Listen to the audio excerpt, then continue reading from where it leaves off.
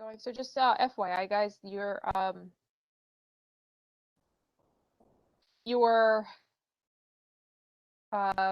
the presentations are gives me about a day or two, and they're usually up to the YouTube channel. If they aren't up on the YouTube channel, just let me know, so that I can whatchamacallit. It's gonna give me a hard time. That's not the one we need. Are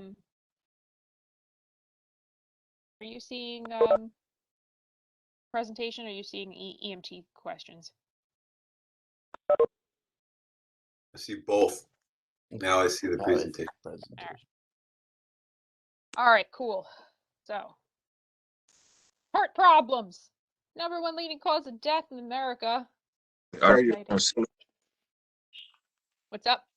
I don't see anything. Nothing? No, I just see a white screen. How about now? I have it on mine. I can see fine. I think it's probably just you, Harrison. Assessment of the cardiac patient.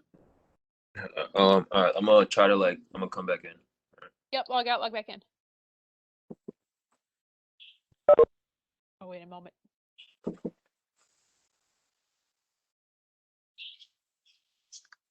And in the meantime,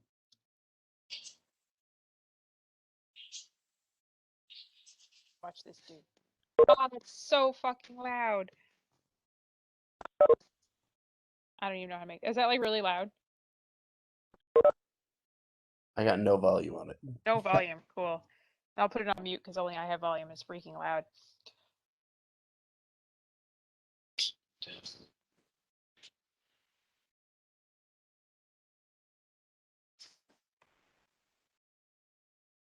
No, I still don't have anything. That's all right. Good. All right.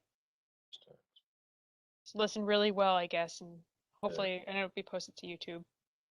I literally don't hear anything. I could see it. I know. I put it on mute because I was blowing out my eardrums. You really don't. It's just music in the background. Oh, okay, cool. So I'll send this link out. I was wasting time while I was waiting for Harrison to come back in. This guy does a really amusing job of describing the different cardiac rhythms. So I'll send the link out a little bit later. So when you're assessing your cardiac patient, the first thing I want you to do is I want you to start assuming that everyone's a cardiac patient until proven otherwise. A lot of people have undiagnosed cardiac problems because a lot of people just refuse to go to the hospital.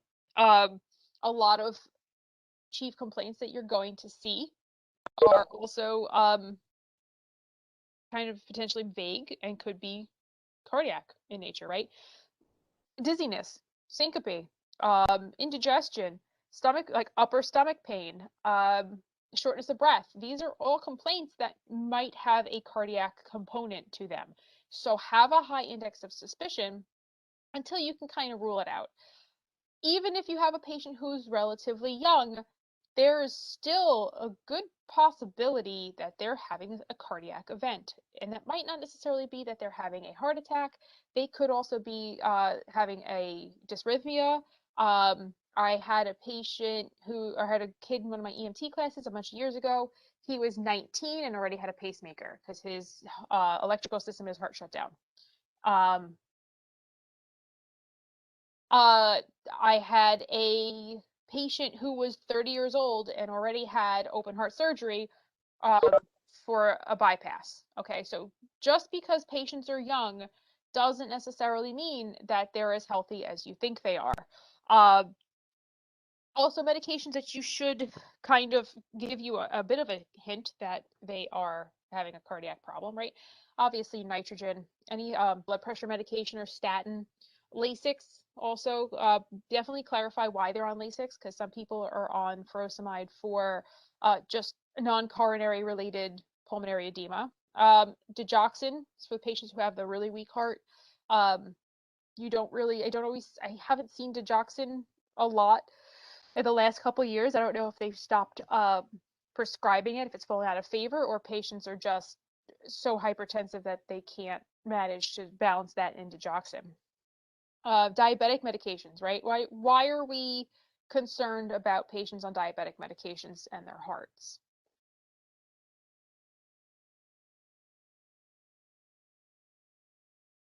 It could mask chest pain. Perfect. Exactly. So you could have patients who, that once they have that peripheral neuropathy, they're not really feeling pain. Okay. So they could be having a massive heart attack with zero pain. I think the one diabetic patient once, the only complaint he had while having a STEMI was a toothache and a little shortness of breath.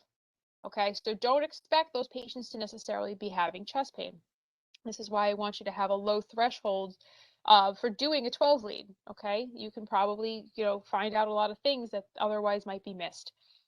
Female patients in particular. Okay, just do it. Just do a 12 lead.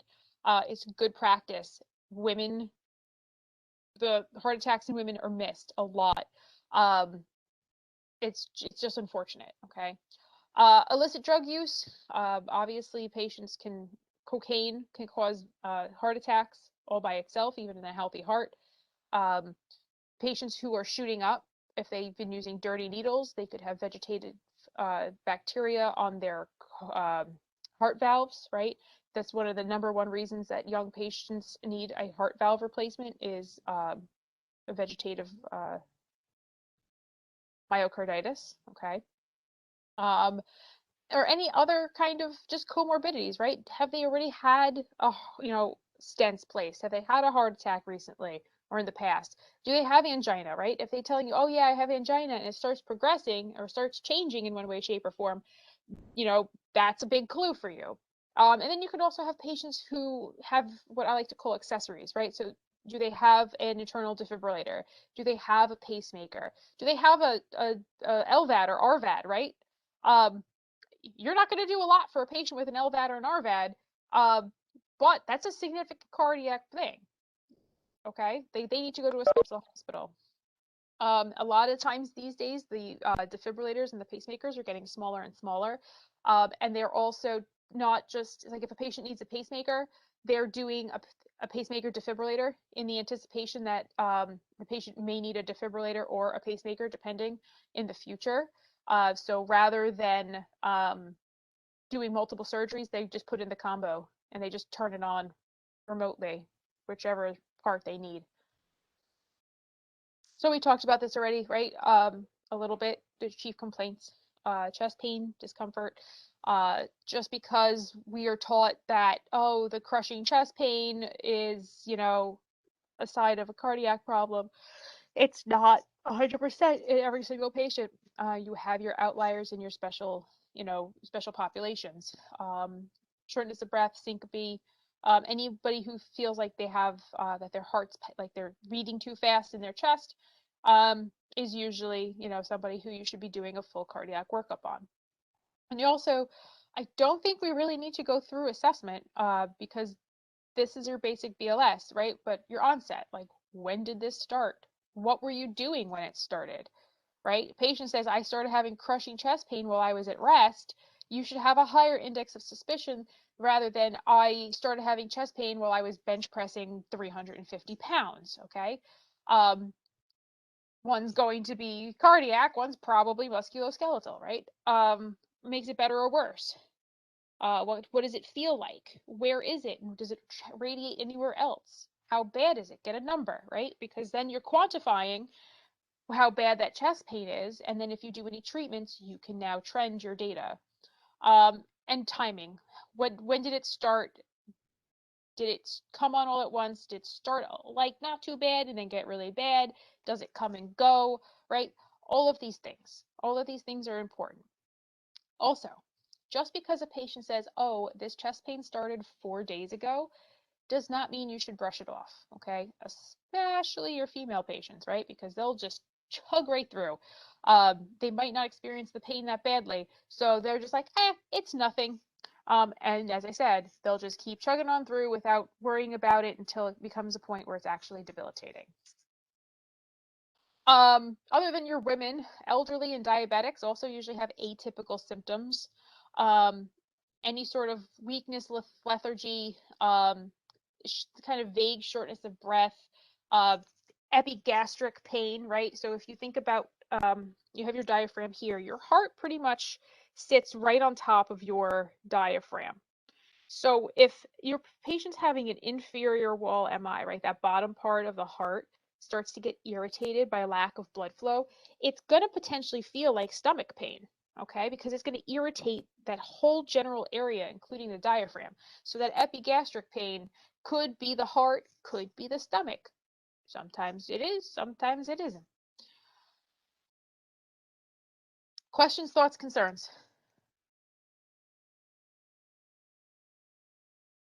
What led you to do the 12 lead on the patient that had the tooth pain? Say that again, you're breaking up a little bit. What led you to do the 12 lead on the patient who was just having that tooth pain? He said he walks to the corner store every day. He gets a little short of breath, but he sits down and it gets better. Today he didn't. He was a diabetic. He was older. And I said, let's do it. I'm like, you get that like gut feeling. I was like, I have a gut feeling. Like, let's do a 12 lead. Did a 12 lead in the house, was fine. Put him in the stair chair, get him out, gave him the aspirin. I'm like, yeah. I'm like, this is cardiac. I just feel it. Put him in the truck, do another 12 lead, ST elevations. So sometimes it's also positional. So if your patient's sitting upright like this, you're getting a slightly different view than if your patient's laying back a little bit, okay? Because the heart swings in the chest, right? So if you're sitting up, it's like this. If you're laying back, it swings backwards. So you can get a slightly different view just depending on how the patient is positioned. This is why usually when they go to the doctor's office and they do a 3 lead, they have you kind of reclined. That's not always optimal or possible when we're working in the field. But yeah, sometimes you just have to also trust your gut, okay? If you're looking at something going, this isn't right, something's not right, dig a little deeper, ask some more questions. No problem. Can everyone mute? Something's making a noise. Thank you. So when we talk about assessing the cardiac patient, we also have dyspnea, right? Dyspnea as this kind of vague symptom that could be almost anything, right? And you can rule out a number of things, but there's a couple of things that you're not able to necessarily fully rule out. So you want to ask good questions. This is no matter what your patient you're talking to, you want to ask good questions. So duration or circumstance, right? So what happened right before you started having a hard time breathing, right? Oh, well, I was playing basketball and I jumped for a layup and I felt a sharp pain in my chest. Probably a pneumo, okay? I recently had surgery and today, like on a long bone, I broke my femur and now, I got out of bed to do my first day of physical therapy and now I can't breathe. Probably a pulmonary embolism, okay? I just gave birth and now I can't breathe. Probably a pulmonary embolism. Have you ever had this before? Oh, yeah, I have a history of asthma. Probably bronchial constriction. I have had a fever and a bad productive cough. Probably pneumonia. I can't breathe when I lay down flat at night. Okay. How many pillows do you sleep with? Oh, you need 3 pillows. I don't sleep in bed. I sleep in a chair. Probably heart failure. Okay, fluid building up in the lungs. Because think about it. If you see this picture on the left, they have that fluid in the bottom that's labeled pneumonia. But if you have fluid that's not pneumonia, it's just regular old fluid backup. When you lay flat, it's going to cover more area of the lung because it's spreading out across the lung. Patients who have had previous cardiac problems, right, they might have shortness of breath, especially upon exertion, right? Once that heart, if it's a weakened heart, it starts getting exerted more than it's really capable of handling, that's when you're going to start seeing the dyspnea. So syncope is a loss of consciousness because of decreased oxygen to the brain. Most of the time, that's cardiac in nature, right? Because the heart isn't able to pump hard enough to get the blood up to the brain so they pass out. It also could be associated with some psych concerns, or it could be associated with stroke, okay? Could be associated with a pulmonary embolism. Any syncope associated with shortness of breath upon waking is pulmonary embolism until proven otherwise. But this could be the only symptom that you're seeing, okay? This could be due to not only failure of the pump, but it also could be due to a dysrhythmia, right? You have a patient who's going into runs of VTAC. All of a sudden, that heart's not pumping effectively, right? And now the blood is not getting to the brain, and they pass out until either the VTAC resolves, or they're flat and the blood can get to their brain. If they're overdosing on, or they've overdosed on their beta blockers by accident, right? I've had dementia patients who've taken too many beta blockers because they forgot they took their morning meds. Their heart rate could be so slow that it's not getting the blood where it needs to be. So it's syncope. Any syncope really requires a full cardiac workup, okay? Asking good questions. Okay, well, what were you doing when you passed out? Well, I was on the bathroom trying to move my bowels. Probably vasovagal, right? Once you bear down, that's going to be, you know, that's going to start driving you in that direction. That's probably what happened, right? So you need to look at all of the full picture. You can't just zone in on the syncope and not work up anything else. I've seen too many people do that. And this is like continuous monitoring because it could come and go. Okay, the patient could be, perfectly fine while you're with them, going, yeah, no, I just didn't feel well. I feel perfectly fine now. I really don't want to go. And then all of a sudden they start like getting a little woozy, and you look at the monitor and they're like at a heart rate of 220, and you're like, aha, I have figured out why you are having syncopal episodes. Okay, just again, do due diligence. So, couple good things to kind of see as to like what's going on with your patient. So, on the left, you have the reason behind the syncope. So, right, so vasovagal, situational, like, right, if it's a yearly neurogenic kind of psych, potentially, like patient got overwhelmed or some sort of, like, they saw blood. People who see blood and then pass out, like, right, that's like up top. Carotid sinus, okay, so your carotid sinus lives about here. If it's been massaged or pressed in one way, shape, or form, it could cause them people to pass out because it's another vasovagal stimulate or a vagal nerve stimulation. Tilt tests, okay. Patients who have orthostatic hypotension, right? So maybe they are severely dehydrated and they sit up and their blood pressure tanks, so they pass out. They might have some sort of issue where their heart isn't able to keep up, okay? Or any sort of arrhythmia as the primary cause, right? Patient who is bradycardic, tachycardic, who's having some sort of other structural issue with their heart that hasn't necessarily been picked up yet. So these are things that you can kind of start investigating for during your physical exam, okay? Any questions?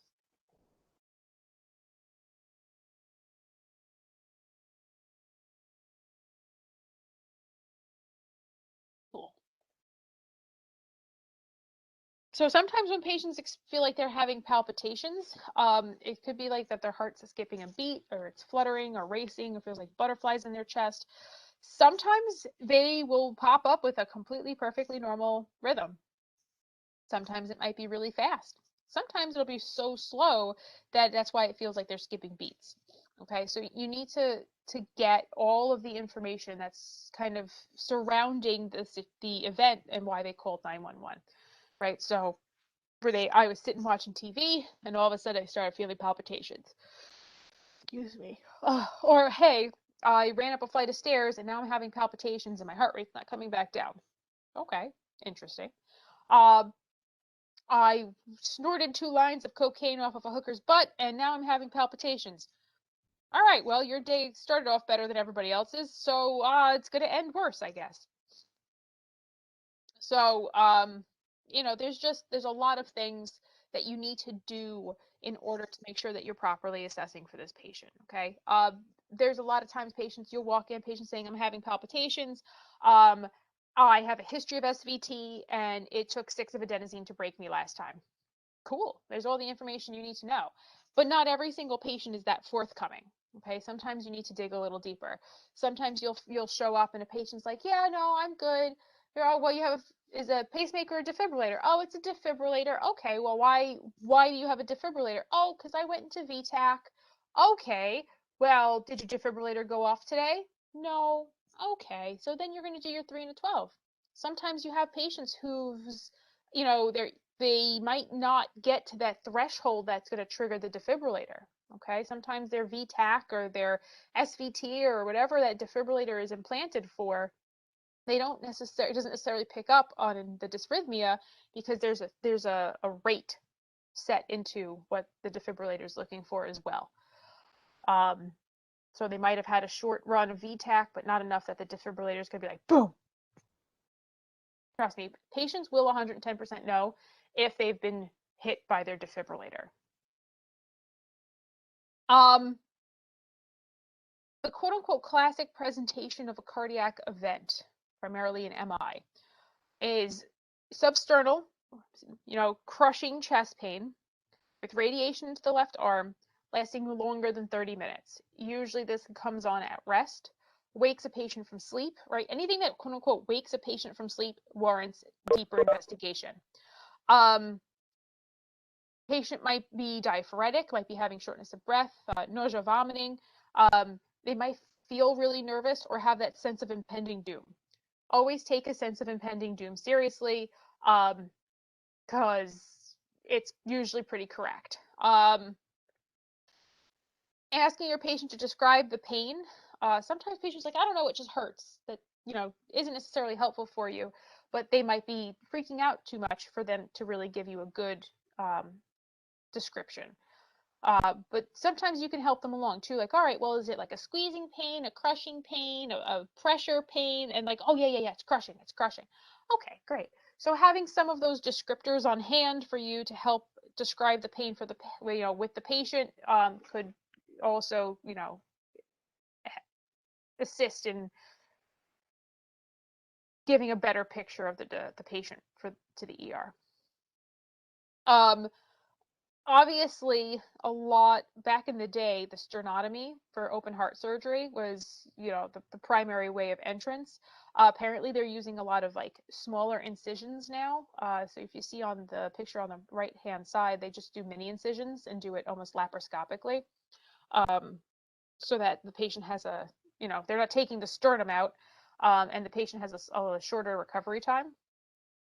Ask the patient, right? Oh, well, why'd you have, did you have a scar? Did you have surgery? What kind of surgery? You'd be amazed to know or to find how patients have no idea what their surgery was. Oh, I don't know. I just had heart surgery. Okay. Did you have a bypass? Or did you have a valve replaced? Like, what did you do? Oh, I don't know. Okay, just generic heart surgery. Check.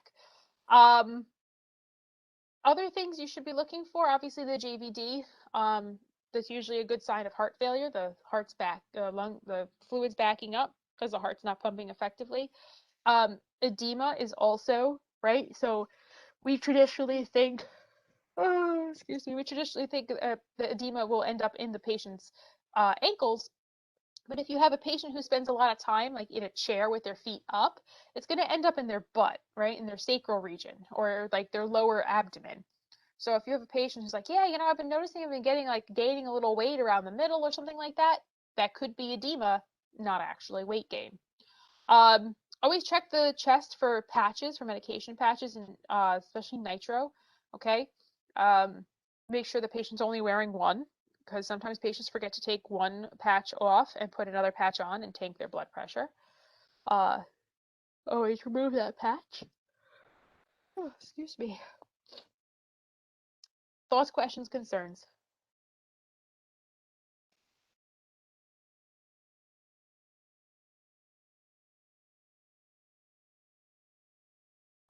All right. So acute coronary syndrome is sort of an umbrella term. We use that for acute myocardial infarctions and stable and unstable angina. So the whole disease process of this is, as you kind of get older, your body starts to lay down plaque in your arteries, okay?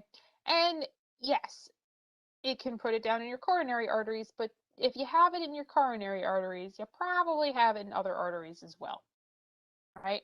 So the plaque starts getting laid down, and it starts to calcify a little bit, starts to get hard, and it becomes a plaque. So you have this normally very flexible artery that starts to get a little harder, right? And it starts to get a little smaller. And as it starts to get harder and smaller, blood flow becomes a little more challenging. So you might see patients who are having some angina or some chest pain when they do certain activities, right? Because it's overtaxing the heart and its ability to deliver oxygen to itself. And then one day, something happens and that plaque ruptures. And when that plaque ruptures, a blood clot starts to form. Okay, and when that blood clot starts to form, you're taking what has been already an already narrowed vessel and making it even smaller. Okay, and this is usually where we come in, right? This is the patient's like, I'm having severe chest pain, I can't breathe, I have pain radiating to my arm, right? This is our moment to shine. This is where we give aspirin to keep that thrombus from getting too large. This is where we give oxygen to help give the patient a little bit of, a boost of oxygen flow to the heart. When we give nitro to try to dilate that blood vessel. You may or may not have a patient who does not experience any relief with nitro. Nitro dilates your blood vessels and your coronary arteries, but as these plaques, develop, the artery is already dilating itself to kind of accommodate for the lack of blood flow. So it might not be able to dilate anymore, depending on how bad the vessel disease is. And this rupture can be caused like completely this idiopathically, right? You just, all of a sudden there's this boof and it starts to form the thrombus. Our goals and the reason that we do what we do is to try to reduce the amount of damage caused by this blood clot, okay? So the aspirin, right? It causes your platelets to be less sticky so that blood clot stays small, okay? It works really fast. Aspirin is probably the most potent medication that we can give in the field to help reduce how big that clot gets. Nitro is your primary pain management medication, okay? Nitro is going to do a little bit in regards to improving the oxygenation to the heart, but really what we're trying to do is reduce the pain that the patient is experiencing with the nitro. Because as I said, sometimes that vessel can't dilate anymore. Okay, you're just squeaking a couple extra blood cells through. You're not really doing a lot more. Excuse me. You're also making sure, like, as you try to prevent the necrosis, you're also preserving that left ventricular function, right? That left ventricle is the workhorse of the heart. So you want to make sure that it's still getting enough blood flow so that it's not going to be severely damaged and that patient has a ejection fraction of like 15% at the end of the day. All right. So the earlier you can get aspirin on board, the earlier you can start treating the patient with some oxygen and, and again, you're not going to necessarily throw a non-rebreather on them. Like, look at their oxygen status to begin with, maybe a nasal cannula. You're going to make sure that all of these things are in place so that your patient has a positive outcome on the other side.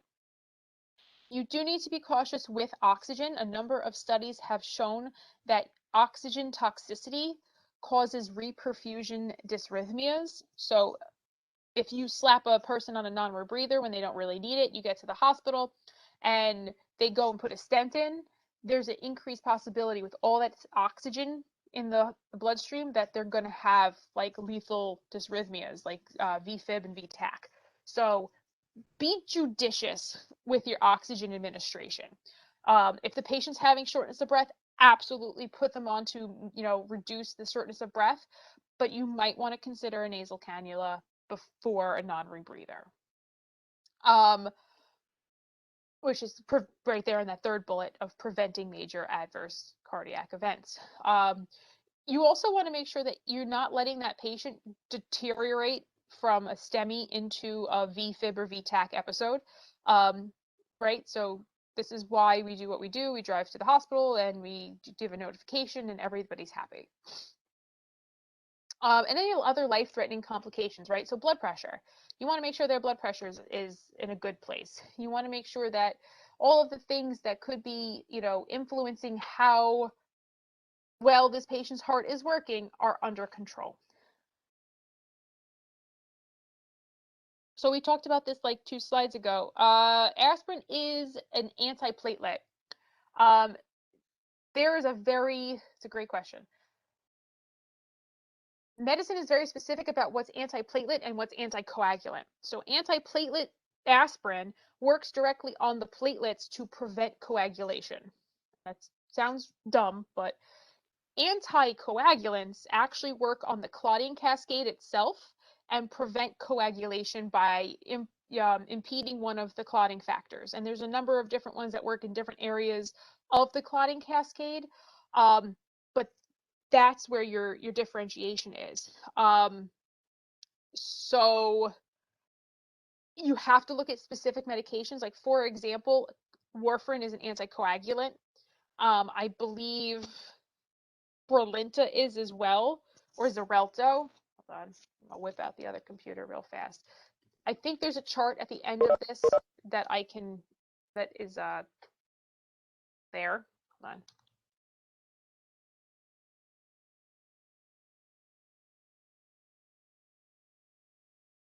Because I do know that, so anticoagulants are heparin and warfarin, which slow down how fast your body can make clots. Antiplatelets prevent your platelets from clumping together. So Plavix, for example, is an antiplatelet drug, as opposed to Coumadin. So if you have a patient who is a AFib patient, right, so they have that stagnant blood, they will give them an anticoagulant. If you have a patient who is a cardiac patient, they're going to put them on an antiplatelet drug. That makes sense? They're just treating the different, they're treating the different mechanism. Just knowing which is sometimes they overlap. And a lot of times people just use a kind of an overarching term for them all, blood thinner. They just work in different ways, and some is more appropriate for another. And you might have patients who are on both. You might have patients who are on Coumadin and Plavix. I've had a patient who is on Coumadin, Plavix, and aspirin, and the trauma team told me that they couldn't be. And I was like, well, that's what their doctor has them on, so you figure it out. So they try to tailor the treatment for each particular, whatchamacallit. Complete sidebar. If you have a patient who is on Plavix, there are a number of people who have an enzyme that will actually render Plavix completely useless. Okay, so you take the Plavix pill, it gets into your system, and the enzyme actually completely prevents it from doing any antiplatelet work. So if you have a patient who is taking their Plavix regularly, but is having a chest pain or a stroke-like episode, it's completely plausible that Plavix is doing nothing for them, and they don't even know. They don't regularly check beforehand because it's supposedly relatively rare, but I've encountered a number of people who the Plavix is doing nothing for them because they do have the enzyme. So if that is the event or the occasion that you seem to be running into, give the patient a little bit of knowledge that they should maybe request that for that test for the enzyme, because it's a completely available blood test. Especially if you have a patient who's like, this is like the cup, I keep getting chest pain, I'm on Plavix, I don't understand. And Plavix is the only thing that they're taking. Also, a lot of the platelet anticoagulation medications have a normal side effect of shortness of breath. Okay, so if you have a patient who's just started a new therapy, especially Brilinta is one of the main side effects that is acknowledged but not really broadly told to patients is shortness of breath. So if they're like, yeah, I just started this medication because I had a heart attack and now I'm really short of breath and I'm freaking out because I think I'm having another heart attack, it could be completely normal. You need to keep that in mind, okay? Because they might have presented with a little shortness of breath and now they're getting worked up because they're freaking out, which is totally warranted. But you might not have any sort of really significant changes on your EKG or anything like that. Also, if a patient has recently had stents or a heart attack, it's completely possible that they might still have some level of ST elevations, okay, or a quote-unquote abnormal EKG. If they have their discharge paperwork and they were provided with an EKG, request to see it. It will help you know if it's off of baseline or not. Some pro tips that I've learned. So, atherosclerosis, right? So, the best way to know the difference between atherosclerosis and arteriosclerosis is to put an F in front. If you put an F in front of arteriosclerosis, it spells fat, okay? Atherosclerosis is fat in the vessels, okay? It's plaque. Arteriosclerosis is fart for the old farts who have hard blood vessels, okay? So they kind of do tend to overlap a little bit as well. So as you get older, the blood vessels start to get smaller because all the high cholesterol, whatever, blood vessels start to get a little fatty on the inside and it starts to get smaller. Most of the time, this is in areas of quote unquote turbulent blood flow. So you'll see it in the carotids, okay, because that's a massive amount of blood going up to the head on the regular. Same thing in the coronary arteries, right? Because it's coming from from a higher pressure system into a narrow, so you're getting like that turbulence. The heart's constantly beating, so it's an area of turbulence. Not 100% sure what the cause of atherosclerosis is because you're going to have patients who have relatively low cholesterol who have serious atherosclerosis, where you have patients who might have like really bad hyperlipidemia. They have, triglycerides in the 300-400s, squeaky clean vessels, okay? They think that it has something to do with damage to the inside of the blood vessels from the turbulence, as well as like inflammation. So this is why patients who are diabetic often have coronary artery disease, because the sugar, the poorly controlled sugar in diabetics, creates a higher level of inflammation and makes all that fat a little stickier, right? When you have inflammation in your system, your whole body's just a little stickier. So as everything starts to lay down into these vessels, it gets smaller and smaller. The vessel can't stretch as much, and the possibility for a clot and a heart attack increases. Any questions?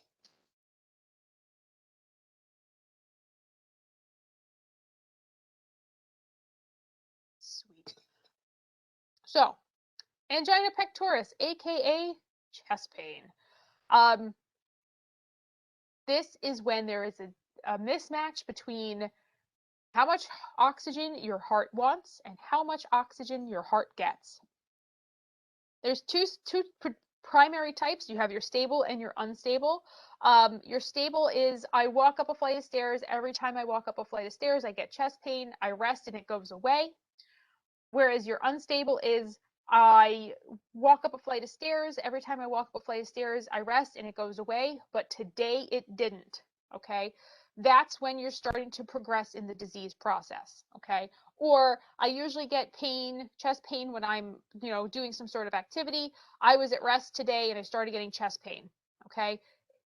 Unstable angina pectoris until proven otherwise, right? Because if you it could mimic an MI, you might have no EKG changes, but until you can get them to a hospital and they have blood work drawn and a troponin checked, you cannot determine if that unstable angina is an NSTEMI or not. So take them to the hospital.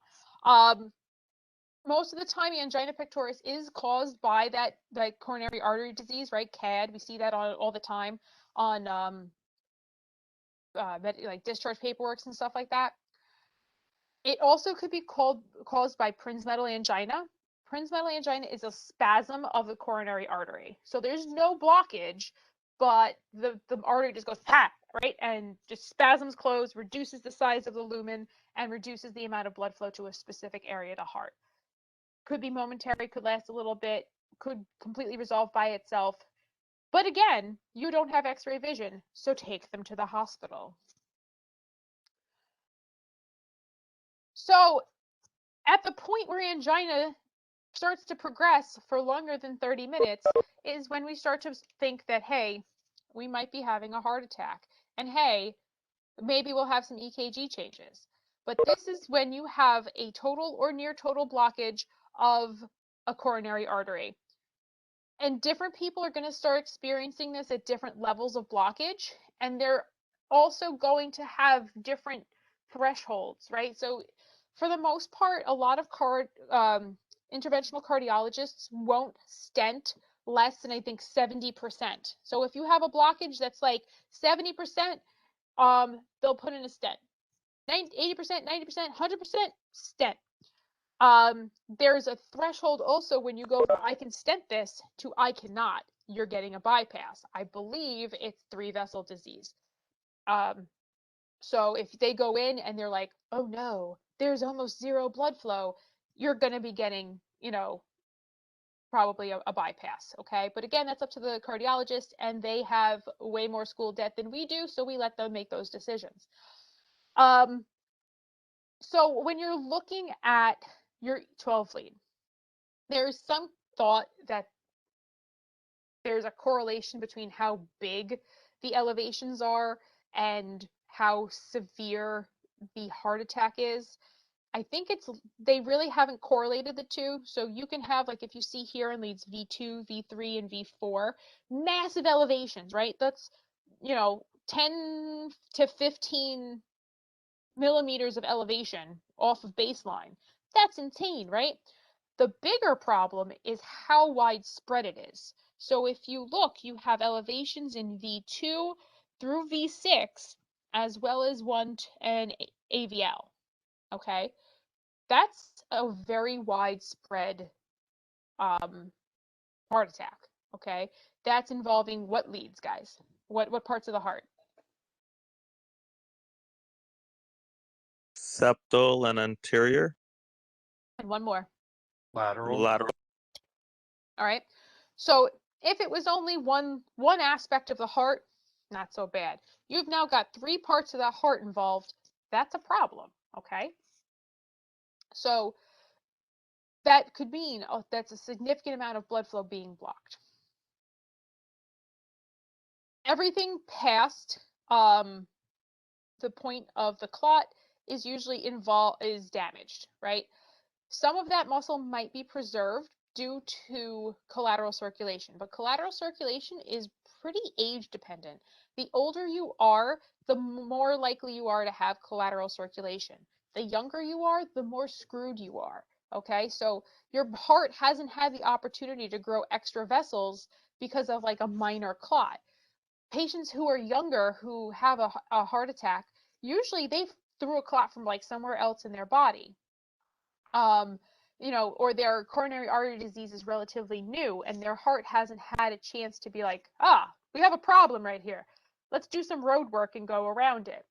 Patients who are like, 70, 80, 90 having a heart attack, they might not even notice because they have so much collateral circulation, because they have so much, so many little blockages that their heart's like, I got this, you're fine. Okay. So take that into consideration when you're assessing your patient. So your primary goals of the myocardial infarction treatment, or your quote unquote suspected MI, is you want to get that aspirin on board quickly. Okay. You want to make sure that the patient's maintaining a good oxygen saturation, 94 or better as per AHA guidelines. Okay. You want to get a 12 lead. Okay. You want to see if there is any ST elevation going on. Okay. If there's any changes. You want to make sure that you have a notification, right? Most places, everyone wants you to transmit an EKG, a 12 lead, and then they go, yep, looks like it, and then they send it to the hospital, and the hospital's like, oh, payday, this is exciting, we're going to stent someone today, and they'll like meet you in the ambulance bay, and they're like, all right, let's do this, right? You do not want to delay this patient's care. Any patient who's having anginal chest pain, you should assume is having an MI until the hospital draws blood and says yes or no. Okay, so you can go drop them off 3 days later, they'll be like, oh yeah, no, he wasn't having it. Cool, awesome. Like, I'm happy to hear that he wasn't having a heart attack, but I did what I was supposed to do. Okay, that's your goal. Okay, let everyone in the hospital do what they need to do, but you need to make sure that you're doing all of your parts: the aspirin, the 12 lead, the oxygenation, possibly nitro if the blood pressure is good enough, right? And it warrants it. Making sure you give a good and early notification. You might even want to do like consecutive 12 leads, right? Just because you did a 12 lead in the house doesn't mean that something might not change when you're in the ambulance, okay? It could be getting better, it could be getting worse. Either way, trend it. You walk in with 5 12 leads, like, all right, so this was the first one, and then he got worse, and then the aspirin started working. He started saying he wasn't having this bad chest pain here, and then we gave him another nitro. Look, he's back to baseline. That the hospital will be like, that's fantastic. They have a great timeline of what's going on, the yes and no of what happened with the treatments, right? I love doing a 12 lead after giving a patient nitro, especially if they say that their pain's been relieved. Check it again, see if anything has changed. So definitive care, most places is that they're going to be getting a stent or a percutaneous coronary intervention. Most of the time, these stents, so if you look on the right side, these stents are like these little mesh things that go inside the vessel. They blow it up with a balloon to deploy it and put it into the clot or the plaque. The stent is covered in drugs, in medications, to help reduce plaque buildup in the area. It's still not smooth though, right? That's like a metal mesh. Okay, so that's you're going to have a little bit of blood flow. There's a possibility that it's going to reclot in the future, but because it's covered in the antiplatelets and the anti-plaque medications, it's good for usually about 10 years. That's when they start kind of getting a little concerned about the health of the stents. They also will potentially treat it with fibrinolytics. Okay, so they'll go in the same way as if they were doing a stent, and they might shoot like TPA right into the blood clot. Okay, their new things that they're doing is that they'll go in and they'll actually like roto-root it out, and they'll remove the clot and put a stent in. So there's a lot of different ways that they're treating the heart attacks now. Okay, because they're trying to reduce the amount of time that patients need to recover. They want to reduce the amount of time to restore blood flow. All of these things are great. The problem is, every time you're restoring blood flow to a part of the heart, there is a possibility that a dysrhythmia can occur. Okay, most of the time it's a VFib, VTAC thing. You're giving blood flow and oxygen back to a part of the heart that had been deprived of it. There's waste products there. It's electrolyte imbalances in that area that's then going to have to flow through the heart to get back out. So things happen. You have you have heart muscle cells that are irritated from a lack of blood oxygen. So increasing the oxygen in that area could make them a little irritable, and they start giving you dysrhythmias. Other things that they really like to know when you're going into a PCI center: was the patient bradycardic at any point during your treatment? Patients who become bradycardic have poorer outcomes and require closer monitoring from the hospital. So just make sure that if you do have a patient who you got there and their heart rate was in the 40s and they were having a massive MI, that you let them know. Okay, listen, he was severely bradycardic when we got there. He's better now after the aspirin and nitro, but yeah, when we got there, his heart rate was in the 40s. Okay, great, right? Because now they need to go and they need to assess the electrical portion of the heart as well. The patient might need a pacemaker. That's, hospital things for them to know, to figure out in terms of treatment, but you need to give them that info. Most common cause of death, and I've seen this as a test question here and there. Most common cause of death after a heart attack is a lethal dysrhythmia.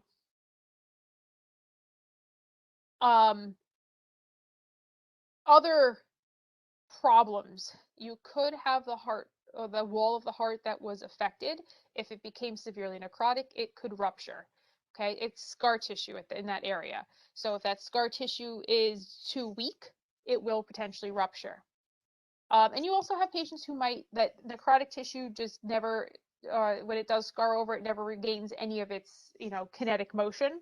And then they just have pump failure, right? They have long-term heart failure things that they need to deal with. Really poor outflow, right? They might end up with some pulmonary effusions or, fluid in their lungs, fluid in their ankles, et cetera, et cetera. Questions?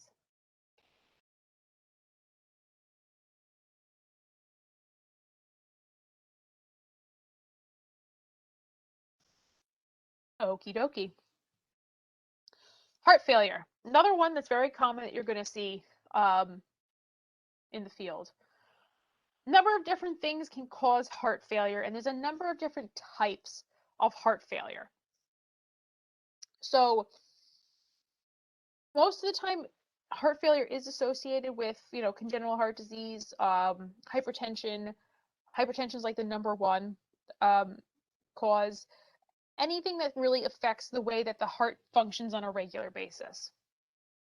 Then you have two differences. You have systolic heart failure, where the ventricle gets kind of stretched and weak because maybe you've had long-term hypertension that's just pushing against the heart in such a way that it's like stretching and stretching, and it can't return back to where it's supposed to be. Or you have potentially a necrotic area that then, doesn't heal and it just kind of balloons out. You're not getting great outflow, right? Or you can have diastolic heart failure, which is when that heart muscle is super stiff. This is usually associated with, you have patients, again, untreated hypertension. The heart has to pump harder and harder and harder, and it ends up kind of just growing too much muscle and reducing the amount of output that's available because it just narrows the ventricle. Had a thought, lost a thought. Usually, if you have one side of heart failure, you also have the other side, okay? For example, the most common cause of right-sided heart failure is left-sided heart failure, and vice versa, okay? The heart is a unit. It needs to work together. If one side's weak, the other side gets weak. So for the most part, left-sided heart failure, you'll see patients who have a hard time laying flat, right? The fluid always goes back from whence it came. So the left side of the heart gets blood from the lungs. So you'll see all that blood backing up into the lungs. L, left, lungs, L, right? Like kind of ties together there. So you'll see patients who are unable to sleep laying down. They might be very fatigued. You'll have crackles in the lungs, right? The basilar rales that you'll see or hear, as opposed to the right side, which is the right side of the heart gets deoxygenated blood from the body. This is why it's so important for you guys to know the blood flow through the body, right? So the right side of the heart, it comes from the body, so it will back up into the body. These are the patients who have, severe pedal edema, or maybe they'll have ascites or sacral edema. They will have a hard time breathing. They'll have the JVD. Sometimes this is due to pulmonary issues, right? So as the heart has a hard time pumping blood into the very tight pulmonary arteries, it could back up also. Okay, so there's a number of different things that you should be aware of when it comes to heart failure. They love to ask questions about heart failure. Questions?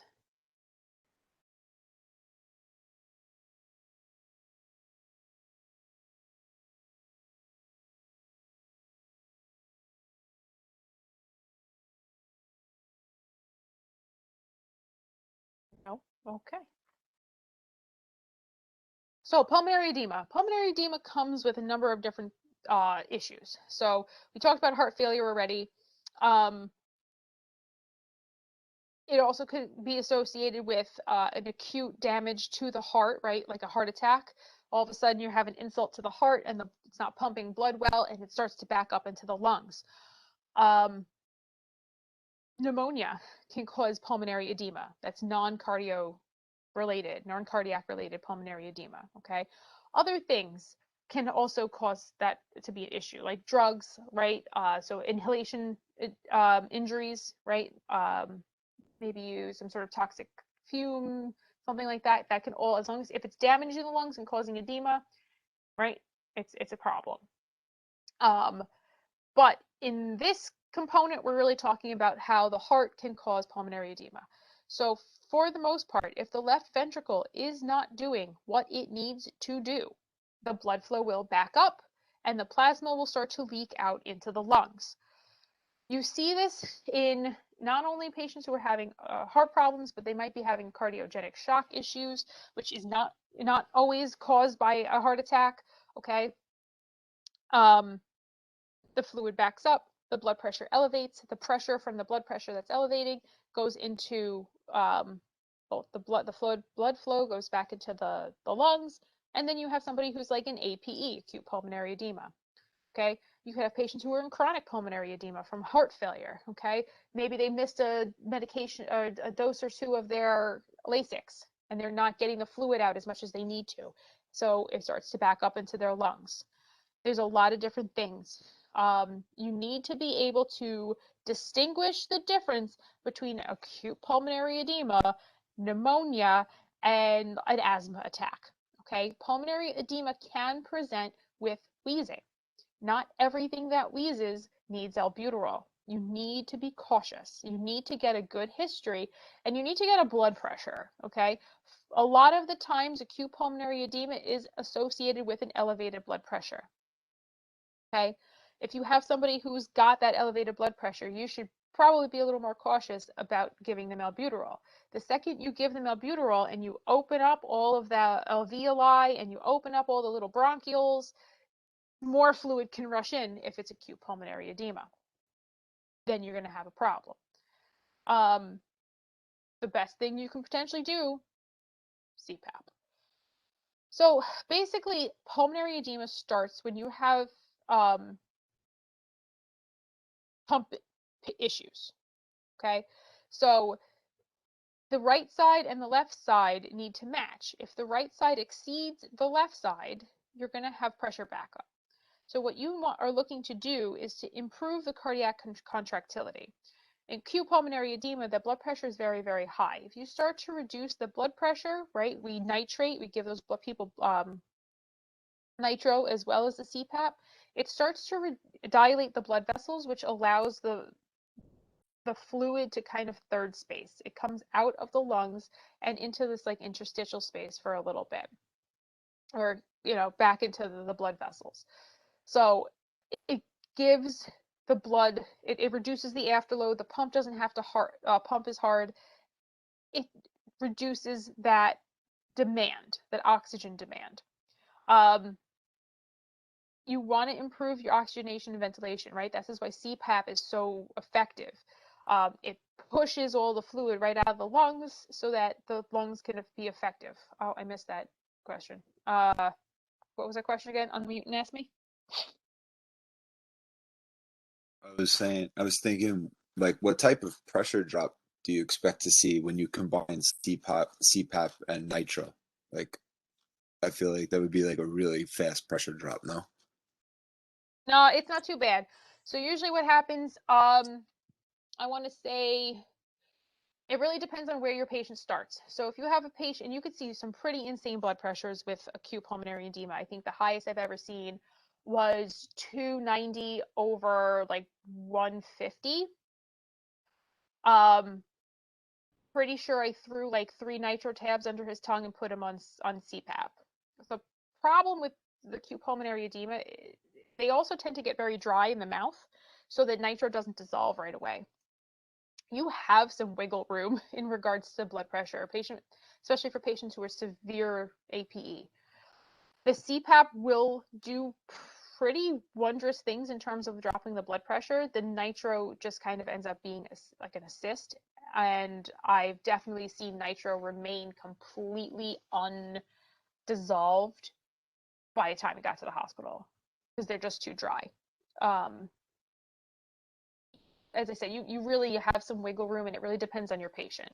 So you can moderate that pretty well, but you should be, especially if they're like in the high 200s, you've got space.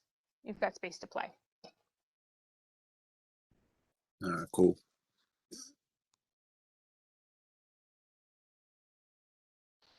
Any other questions?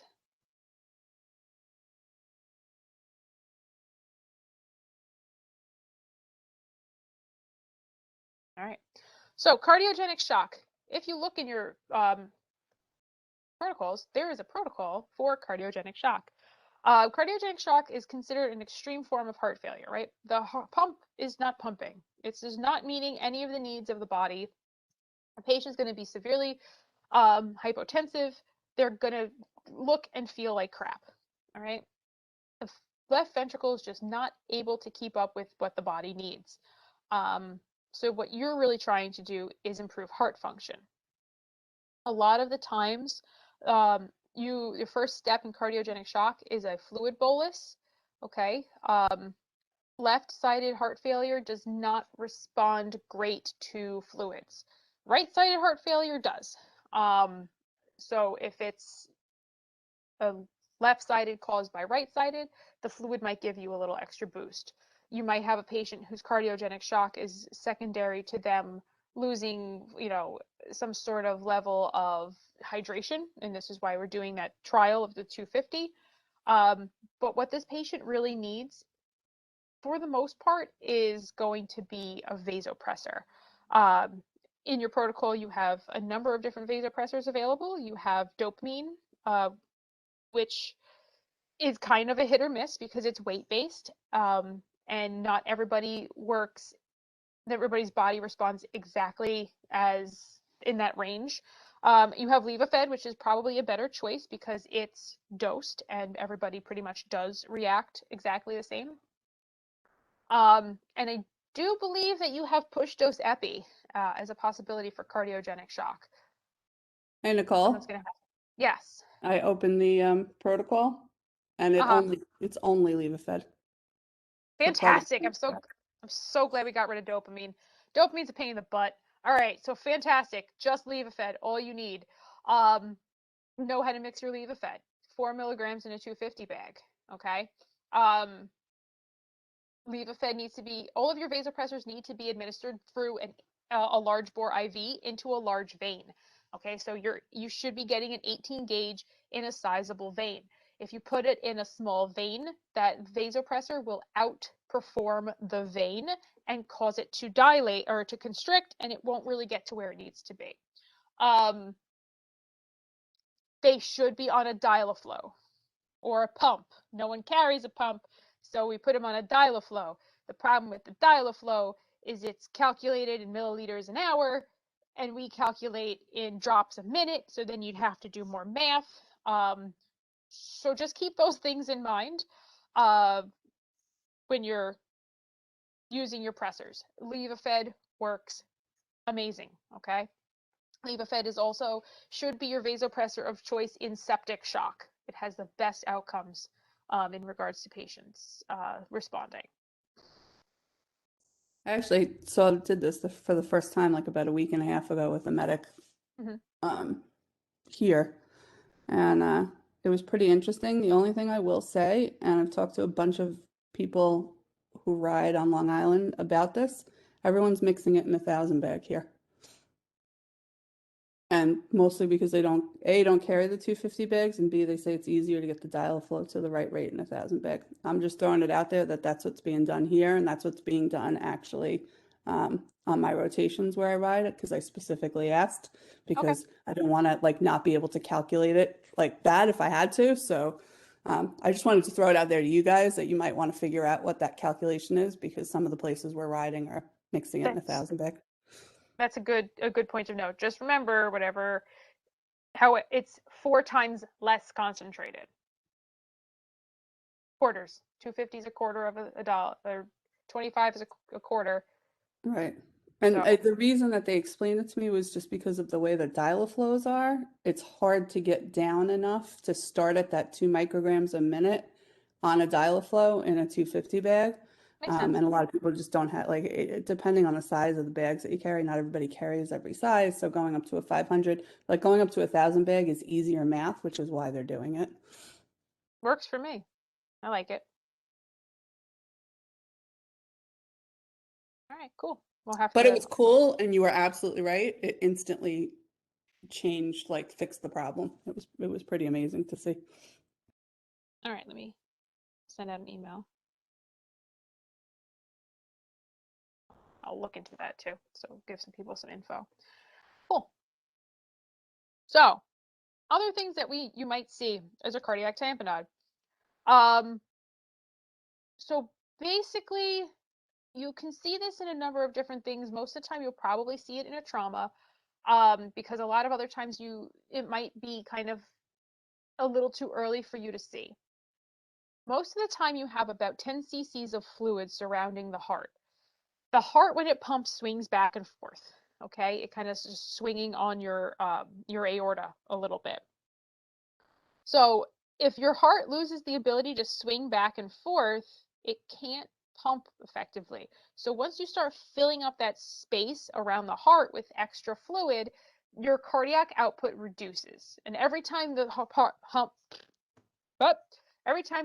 pumps, it gets smaller and more fluid rushes in, so the heart can't expand as much, okay? So your cardiac output gets smaller and smaller. What you'll start to see is what's called a narrowing pulse pressure. So this distance between your systolic and your diastolic gets closer and closer, okay? That should kind of give you an idea that there might be a cardiac tamponade going on. You'll also have muffled heart sounds. You should be able to hear lub dub if it's kind of like, it's probably fluid around the heart. We don't do anything for it. We just go to the hospital because they stick enormous needles into the patient's chest. We don't do that. So another thing that you might see that's indicative of a cardiac tamponade is called electrical alternans. So what you'll see on your EKG is you'll see a large QRS followed by a small QRS, a large followed by a small. And that's again that the heart's not able to swing back and forth effectively. So it's having a full beat, not a full beat.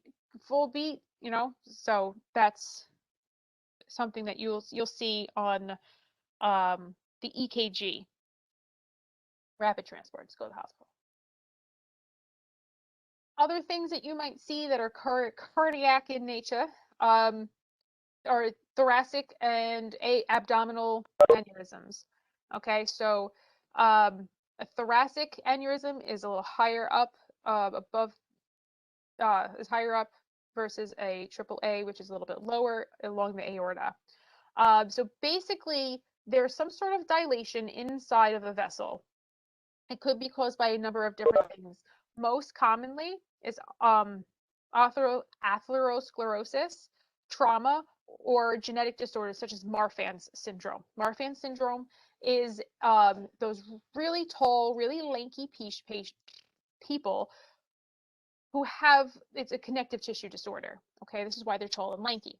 So basically all of their connective tissues are not particularly the strongest, so they'll have a lot of like dislocations and little tears and stuff like that. If you have a patient, this is one of the like precursor signs of Marfan's. If you take their hand and they take their thumb like this and they do this, their thumb will be sticking out the other side, so it'll kind of look like that. Okay, that's like the pre-test for Marfan's before they do the genetic testing. But basically, there's some sort of a weak point within the aorta where, I think I have a picture. Yes. So there's a weak point inside the aorta where the blood starts to be able to escape. And as it starts to escape, it starts to tear around the aorta, right? Because you have 3 different levels. So as it starts to come out of the main intima and into the outside, it starts to cause like a balloon. That could be completely like something that people live with for years and years and they never know about it, or it could just kill them right away. Like 65% of patients who have a ruptured aneurysm, ruptured, not a tearing. A tearing one is a little slower than a rupture. A rupture is like poof, done. Will die before they reach the hospital. Other signs and symptoms. Oh, here, let's talk about this. Other signs and symptoms, especially of a thoracic aortic aneurysm. So a thoracic aortic aneurysm is closer to the heart. It's up in the thorax, shock and surprise, okay? It's above the kidneys. Whereas an abdominal aortic aneurysm is below the kidneys in like the stomach region. So the stomach region, you might see a small pulsating mass by the umbilical cord. Up by the thoracic aortic aneurysm, you'll have at least you'll have different blood pressures in the left arm and right arm. Good practice to start if you have a patient who's having chest pain, especially if it's described as like a tearing pain. Take blood pressures in both arms. You also have patients who might have decreased urine output because of decreased blood flow to the kidneys. What's up? I had a 24-year-old with Marfan's who had an aortic dissection, but he presented with chest pain and ST elevations in 2-3 AVF. Is that a typical presentation? Like, do they usually have elevations, or? So what he probably had is an aortic aneurysm. So depending on where, so see how the thoracic aortic aneurysm is just below that arch of the aorta? An aortic aneurysm actually involves the aorta, and if it involves the root, which is the aortic valve, they will present with potential elevations. So remember, hold on, let me get the annotator real quick. This is a great question. It's like really brought me right into this part right here. So remember we talked about where the blood flow to the heart is? Like right about here, right? That opening when it's under diastole and that valve is no longer covering the sinus, that opening. So if the aneurysm involves the root, it will basically, instead of the blood flow actually making it back into where the opening for the coronary artery is, it's being diverted into the aneurysm. So their blood flow is okay, their oxygenation is okay, it's just not getting to where it needs to be, so the heart is oxygen deprived. Does that make sense? Yeah, that makes sense. Okay. So yeah, so essentially, depending on where the tear is along the aorta, can really cause EKG changes. That's freaking fantastic. So like, for example, like if you have it like really high up, you can have patients who have neurological issues. So I had a patient who, her complaint was she had chest pain, but she also lost vision in one eye because the blood flow to her brain was interrupted by the tear. Okay, that makes sense, because he presented just like a regular STEMI, and then we followed up on him, and he ended up being an aortic dissection instead of a STEMI. Yeah, it's really kind of cool, not like for them, but for us to kind of see those different the changes, because it can really vary depending on where the aneurysm is. But very good point. Thank you. Good. A lot of the time the pain will radiate towards the back, right between the shoulder blades, so you should have a high index of suspicion for that. Aortic aneurysms are a little bit more prevalent than a AAA. Okay, there's plenty of people who have a AAA and live with a AAA, and they know about it and they watch it. And then there's patients who also, like one of my friends has a 5-centimeter aortic aneurysm. She's like 35 years old. Okay, and they're keeping an eye on it because it has root involvement, so her aortic valve is involved. They have her on beta blockers. And once it starts getting larger than 5 centimeters is when they are going to start considering doing open heart surgery. They're going to have to replace the valve and repair that whole arch. Okay. So it's very common. Stroke-like symptoms are also possible. The visual disturbances, the chest and back pain just presents very similar to a STEMI. You may not be able to distinguish a STEMI from an aortic aneurysm. The best thing that you're going to be able to kind of determine one way or the other is whether or not, like, patient age and patient history. So that Marfan syndrome is a very good indicator that it's more likely to be an aneurysm.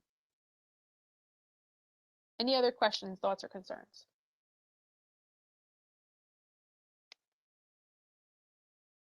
All right. I'm going to pause this for a sec. Take 5 minutes.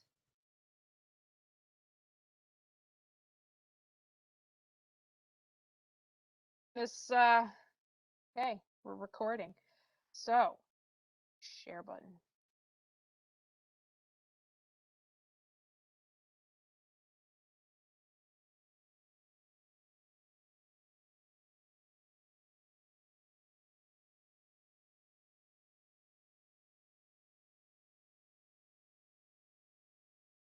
Yeah, we're going to do that.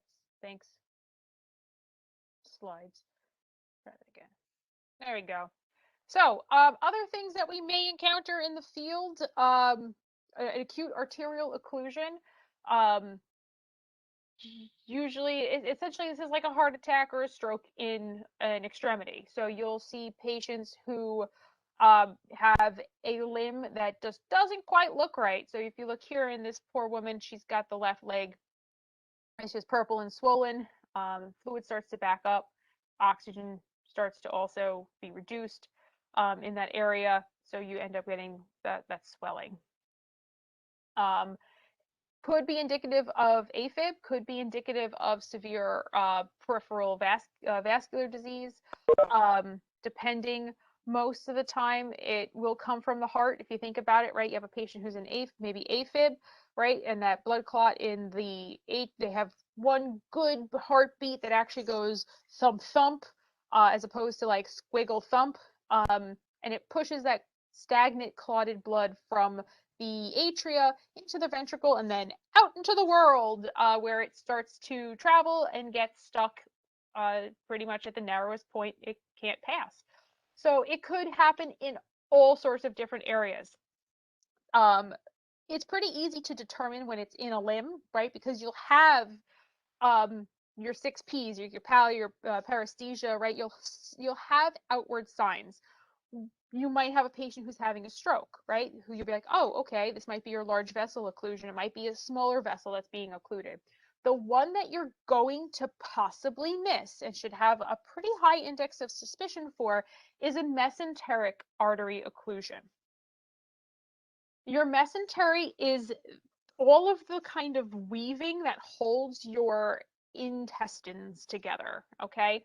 They're still investigating the mesentery, which is kind of cool because they keep finding new things that it does, and they don't really have a full picture of what it does yet. So if you have a clot in the mesentery, this patient can start having severe abdominal pain because it could be a vessel that feeds a large number of, or a large part of their intestines. So these are patients who might be having like severe abdominal pain. It makes really no sense because their history doesn't make, there's no like food poisoning. There's like no, nothing like that would be really indicative of like a trauma or something like that.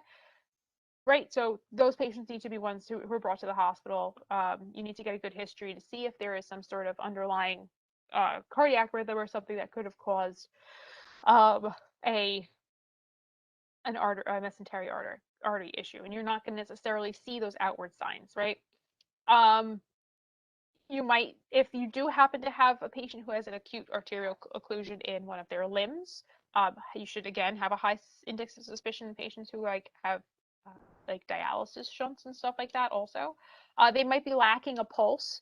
You're going to see those, a change in the skin color. It might start off as being very pale and might then turn into something a little more swollen or purple in color, right? As it starts to get full of, kind of engorged with blood because of poor drainage.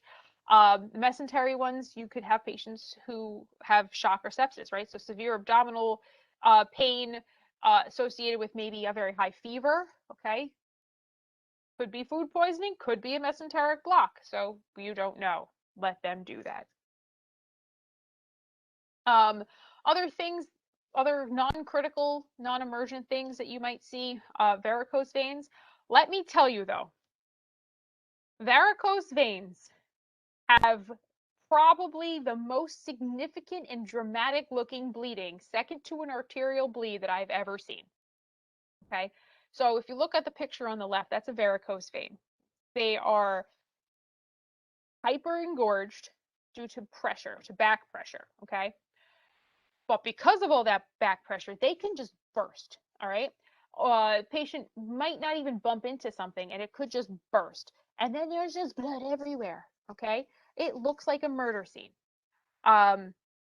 It might require a significant amount of pressure to stop the bleeding. It's just under a lot of pressure. It's not a pulsating bleed. It's just a straight, like, garden hose kind of bleed. Yep, found in waitresses, patients, people who spend a lot of time on their feet.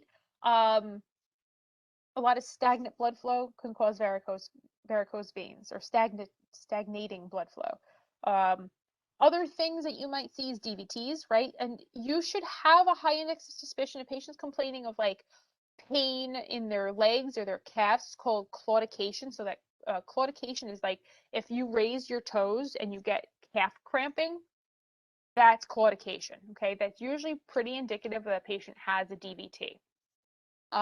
These are your patients who have been sitting for extended periods of time, long international flights, truck drivers who do cross-country driving, ambulance drivers, right? You are at increased risk for developing a DVT. DVTs, if they break off, go right to your lungs, okay? So if patients who have DVTs are usually put on like long-term blood thinners to make sure that like it doesn't create an issue or doesn't get bigger. A lot of DVTs are also one of the major concerns with DVTs, birth control plus smoking. People do that still, apparently. Any sort of patients who might have a clotting disorder, cancer is a predisposing factor. Any patient who is bedbound could have a risk of DVT, right? It's just that stagnating blood. It's not getting back. It starts to pool and it clots. Any patient who has a fracture of a long bone, right? Femur, hip, etc. Especially once they start moving around. Okay, because remember, if you have a hip or a pelvis or a femur fracture, you're not exactly moving as much as you usually do. That blood can pool and that blood will clot once it starts pooling. And those are the patients who are like, yeah, you know, I broke a hip and now I'm having some really hard time breathing. It's that DVT has become a pulmonary embolism. Anything really that impacts how well the blood flows through the extremities, okay? And DVTs are not only associated with legs, where that's primarily where you see them is like in the calves. Patients can have DVTs in their arms as well, okay? So just keep that in mind, especially if the patient's like, don't take a blood pressure on this arm. Okay, why? If they have a DVT and they're complaining of shortness of breath, it might have gone rogue.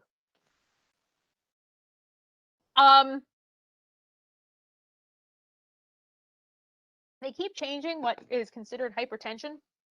I believe it's down to it's anything over 130 for an extended period of time, and by extended period of time, I believe it's 3 months.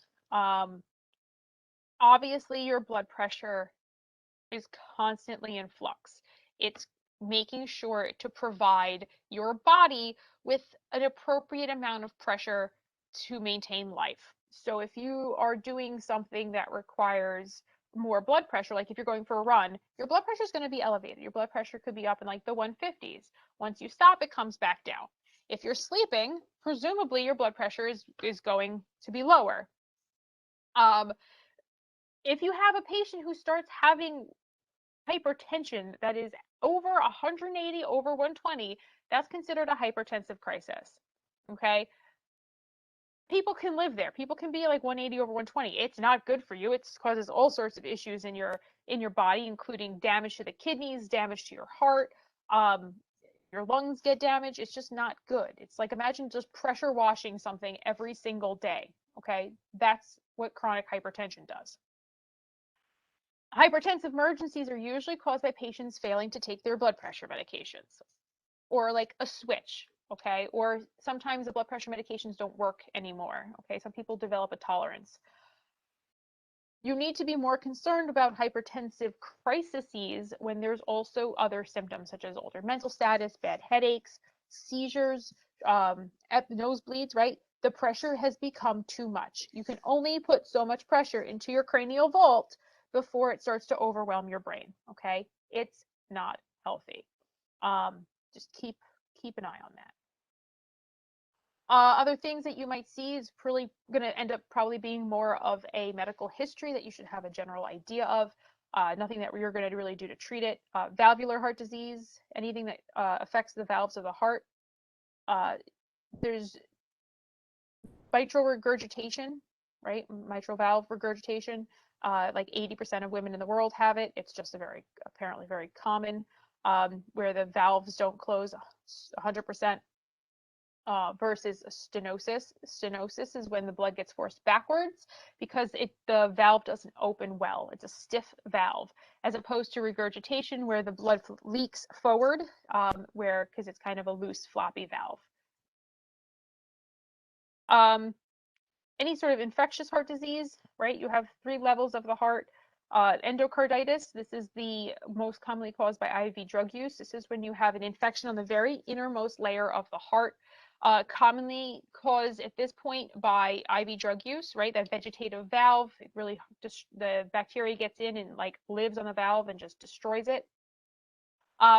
Dental surgery. Dental surgery is, especially in the older population, an extremely common cause of endocarditis. You have more bacteria in your mouth than a dog, okay? And everybody's like, ooh, dog bites infectious. A lot of times, if you're going in for serious dental surgery or even like a deep dental clean, they'll have you take prophylactic antibiotics a couple days before to kind of reduce the amount of bacterial flora in your mouth so that when they do shoot all of that stuff up and into your gums, the first place it goes is right to your heart. So that's why they do, especially older people who have maybe some challenges in their immune system or comorbidities, they will give them prophylactic antibiotics. Rheumatic fever, not as common anymore. That's like your scarlet fever, right? It's your Helen Keller vibes right there. Other cardiac surgery, always a possibility. So then you have, so like you go from the inside of the heart, endocarditis, to the outside of your heart, which is a pericarditis. Pericarditis is usually because of a viral infection. Your patient will have chest pain. It will feel like a heart attack. I have had pericarditis. I know someone else who's had pericarditis. It sucks, okay? You get that like pressure on your chest and it feels like something's sitting there and you're gonna pass out. Patients will have often a hard time laying down. Remember we talked about how the heart does move. If you take that inflamed outside part of the heart and you lay it back, the heart has a harder time swinging back and forth. So patients often feel better leaning forward when they have pericarditis. They might have a cough because as you start getting that inflammation around the heart tries to not pump so hard and you have a little bit of a effusion, a little bit of fluid that builds up in the lungs. You also might see a patient who has like these diffuse ST elevations, okay? So those elevations are going to be throughout the entire EKG though. All right? It's going to be every single lead. And it's going to have that little, we talked about before, like that like sad face is a bad thing and a smiley face is just early repolarization. Pericarditis usually has this little smiley face because the electrical flow is just being altered slightly due to the inflamed pericarditis or pericardium. Other problems are myocarditis, right? So your myocarditis is the middle, the muscular part of the heart. Very uncommon. They were talking about myocarditis being one of the side effects of the COVID vaccine. It can cause significant heart damage. Again, it's usually like a viral infection. Sometimes it can also be bacterial, but it comes in and attacks the muscles of the heart. And if you're attacking the muscles of the heart in any way, shape, or form, it's just not good. Again, myocarditis might result in EKG changes just because think about it, the muscle where the electric flows through is now inflamed. It's not happy. Any questions?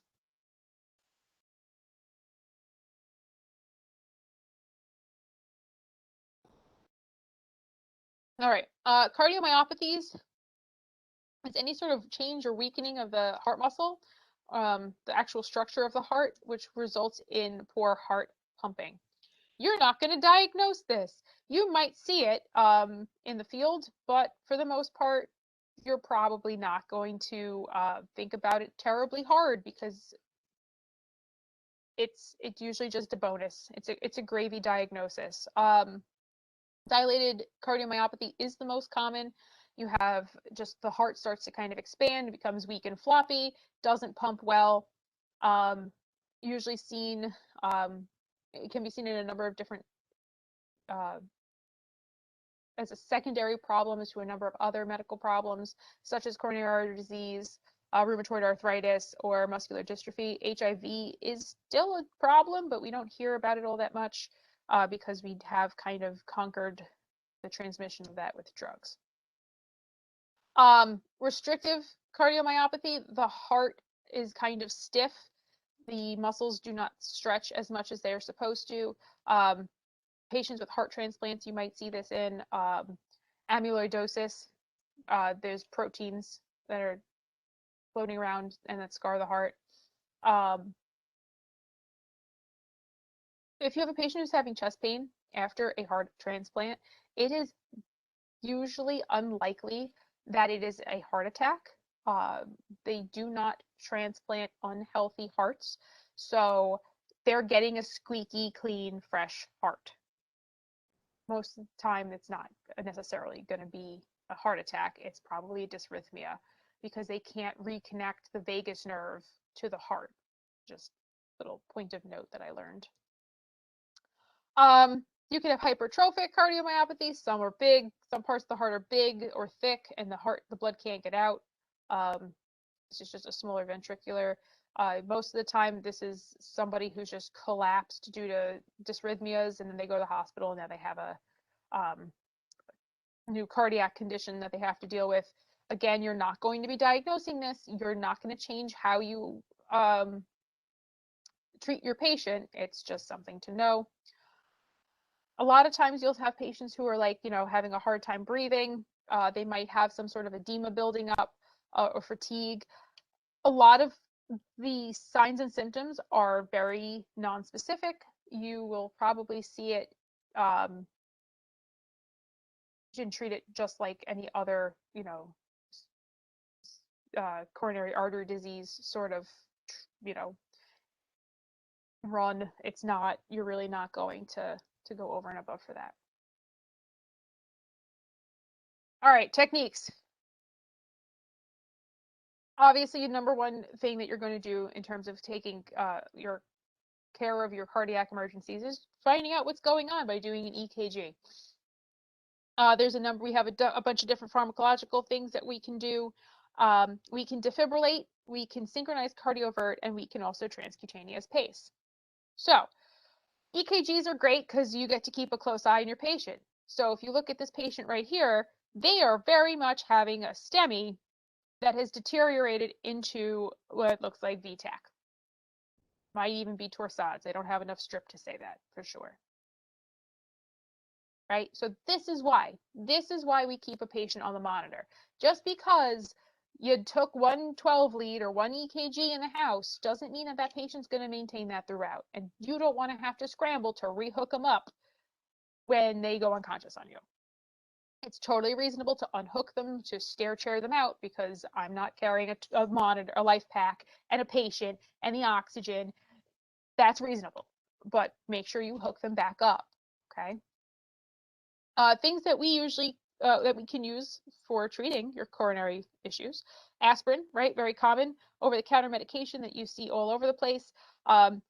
Very important in your chest pain patients. Your adenosine, right? Your 6-12. We took out the second 12 to terminate SVTs. Amlodipine is a prescription medication that you'll see. It's a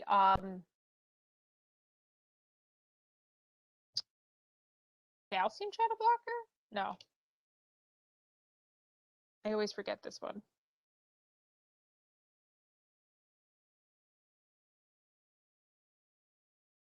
It's a calcium channel blocker. I did get that right. All right, so that's very commonly prescribed. You might see that. That one, you know, it could cause all sorts of issues. You have atropine, right? That's to speed the heart up. Diltiazem for AFib. Dopamine, epinephrine, and norepinephrine, right? Those are your vasopressors. We give epinephrine in cardiac arrest. Lasix we have. I wouldn't necessarily take the time to administer it to help reduce the preload and afterload, or the preload for your congestive heart failure patients, and MAG, which is really good for torsades. Right, so we talked about all those medications previously. Now we have it is still 6, 12, and 12. All right. In county, in Nassau and Suffolk, it is 6 and 12. All right. No, I think they're moving towards 6 and 12. I know in county we have 6 and 12 right now for adenosine. Hopefully you don't have to pull up the second 12, because most of the time the adenosine comes in 6 milliliter vials and you're there pulling up 2 vials of medication. So defibrillation.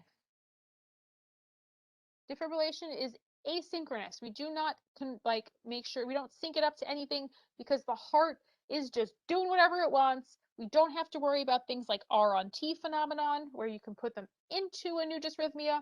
They're already there. The only thing you can do is make it into asystole. It happens a lot. It's not your fault.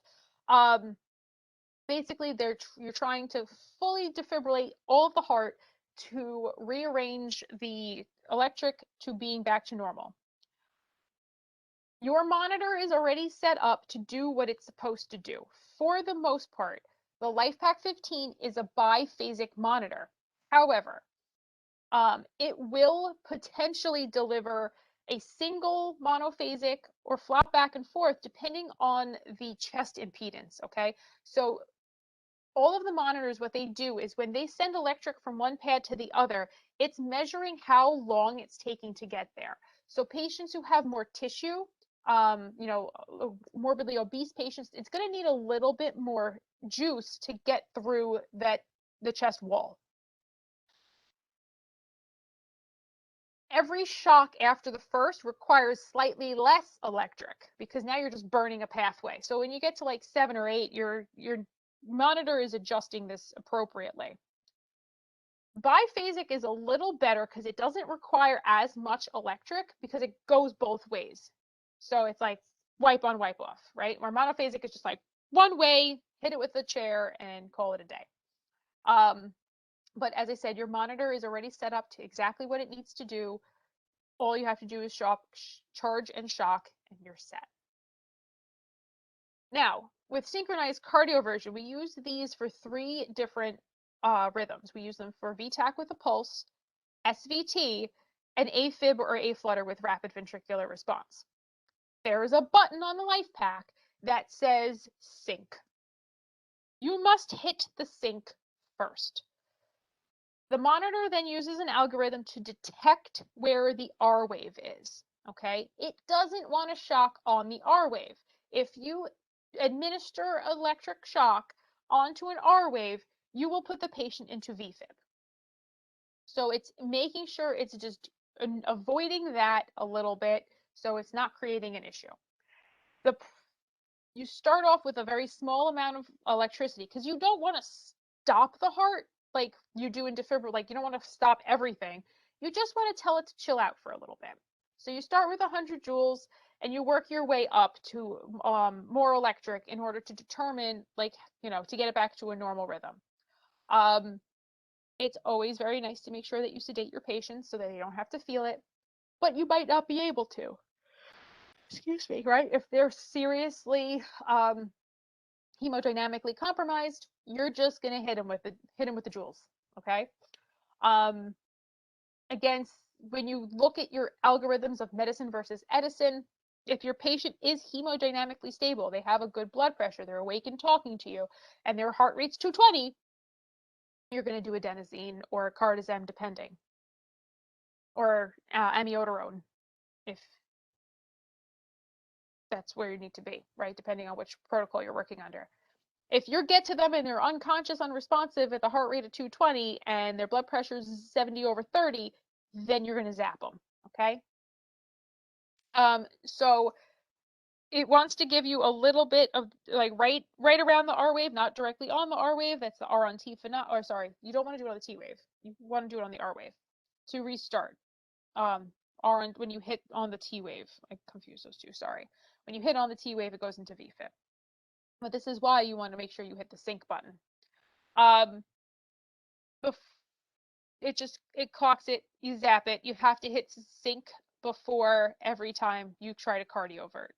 And make sure that you also change the energy. Okay, you don't want to, if you just charge, it's going to be at 200 or 360 depending on your monitor.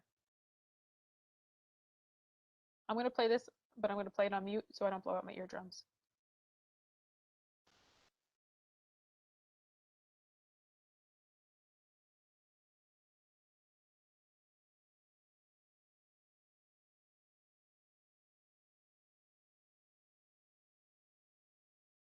A little too fast, right? Just a little bit.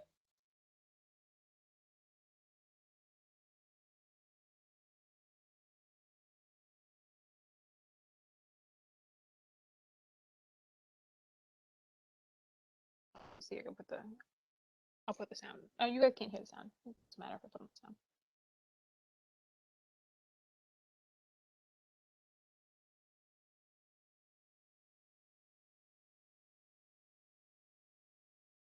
I'm gonna fast forward a little bit.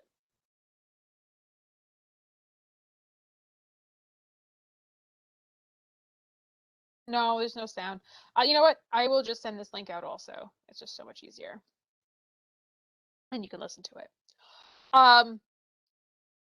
So on the other side of synchronized cardioversion, you have transcutaneous pacing, right? So you cardiovert for fast, you pace for slow.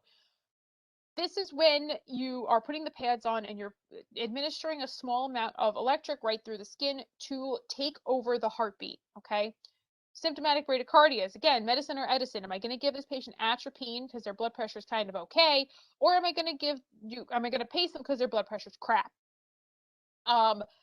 You can do this on symptomatic bradycardias, second and third degree heart blocks, or AFib or aflutter that has a very slow ventricular response. Again, you want to make sure you're going to palpate a pulse as well as look at the monitor. On the life pack, you have to hit the pace button, but be advised, the second you hit the pace button, it will start pacing, okay? Even before you start setting what pace you want it at, it's going to start sending electric to them. So just be advised because the patient's going to start going, ow, ow, ow, and you're going to feel bad. So you will set the pace anywhere between 60 to 80. Usually when you're doing your testing and stuff, it's at 80. 80 is a good rate.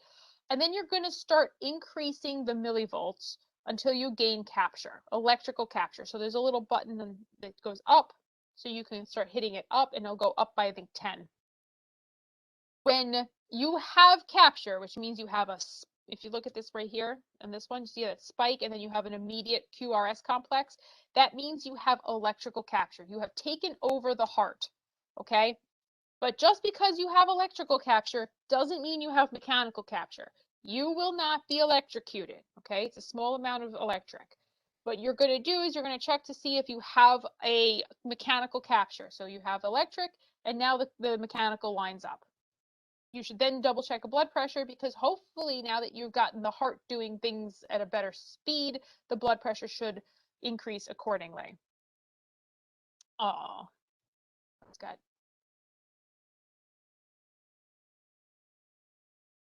That's it. Cool. All right. Any questions? I have a Oh, someone just has an echo reverb. All right. Questions, go. Wait. You hear me? Oh,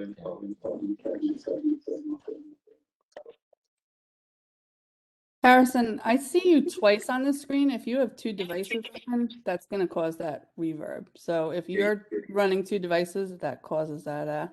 Yeah, mute. no, I am. You hear me now? Yeah. Okay.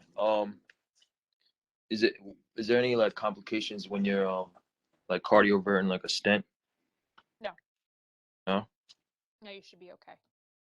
Do you know how many like stents, like the maximum amount of stents that could be in a heart? Most I've seen was 14. But no, 14? they can stent on stent. Yes. My mom surprisingly has more. All right. What's Really? her number? I'm gonna put her in the pool. The pool for I believe highest she's up to stents. 16 at this point, and Mm. 2 quadruple bypasses. Stents, okay. Yeah, they'll put in a whole bunch of stents. The stent sizes are different, so they might be putting in like a smaller stent and then going back for a smaller stent and then putting a longer stent, and they can do stents within stents. So it can get messy in terms of what they're placing. But nothing like when you put the shock through, nothing's gonna like change, make it. No, it should be fine. Okay. All right, thank you. You're welcome. What else? Anybody else? I have an unrelated question. So I gave someone a tetanus shot and a rabies shot yesterday, but those don't have dosages. They just have amounts. It's not like a milligram per milliliter. It's just I one put 1 unit because that's all the nurses would tell me. They're like, I don't know, you just give the whole thing. So I put 1 unit as the dose. Yes, I had no idea what I'm logging for it. Unit. Yeah. Unit works. Okay, it doesn't. I've done a bunch of tetanus, and I finally looked at the vial and the bottle, and all it says is 5 milliliters of Yeah, whatever. it just says milliliter. Of tetanus, yeah, of anti-tetanus actually, or something is a word for it, because you're not actually giving them tetanus, because that would be bad. So, Yes. Well, Yeah, it's I would say just put Tdap. down a unit. Yeah, just put down a unit, or just put like intramuscular injection or whatever it is. Okay, thank you. You're welcome. Anybody else? Probably. I think rabies is a continuum of shots, but you have to keep coming back. He got a milliliter in the butt. Right in the butt. Did he get bit by a dog? I don't know. I didn't really talk to him. I was just told to go give him the injection. And then I made a grown man cry yesterday from a ceftriaxone in the butt. Oh yeah, that burns. His wife didn't seem to mind though. That he was crying, or No, she got the same one in the butt too. yeah, women deal with pain differently. way tougher. Way tougher. We deliver babies. When you have menstrual cramps once a month, You just love kind of patting figure it yourself out. on the back for that. Nobody cares. Dude, I delivered 2 without anesthesia for 2 different reasons, and I will tell you, if you can get through that, yeah.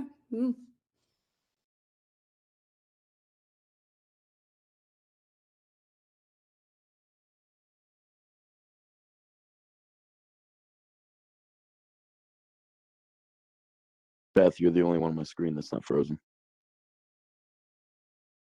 Me too. Yeah. Right. Any other thoughts, questions, concerns?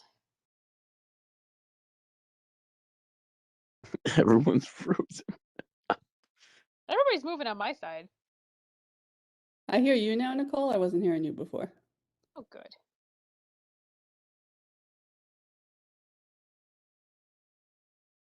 I think everyone's just catatonic right now. All right, y'all. Have a great day. Thank you too. No problem. I'll send those videos out when I get a chance. Deuces. Bye. Okay, thanks, Nicole. You're welcome.